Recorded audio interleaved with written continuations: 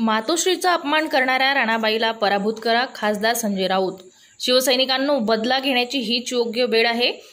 शिवसेनेच्या मेळाव्यात मोदी सरकारवर डागली तोफ। ज्या मातोश्रीच्या संपूर्ण देशाला हिंदुत्वाचा संदेश दिला, त्याच मातोश्रीला आव्हान देण्याचा प्रयत्न राणाबाईने केला। मातोश्रीबद्दल अपशब्द काढले, त्या राणाबाईचा बदला घेण्याची हीच योग्य वेळ आहे। राणाबाईच्या पराभवात शिवसेनेचे मोठे योगदान राहील व शिवसैनिकांनी बळवंत वानखडे हाच आपला विचार समजून राणाबाईला पराभूत करा, असा आदेश शिवसेनेचे नेते खासदार संजय राऊत यांनी दिला।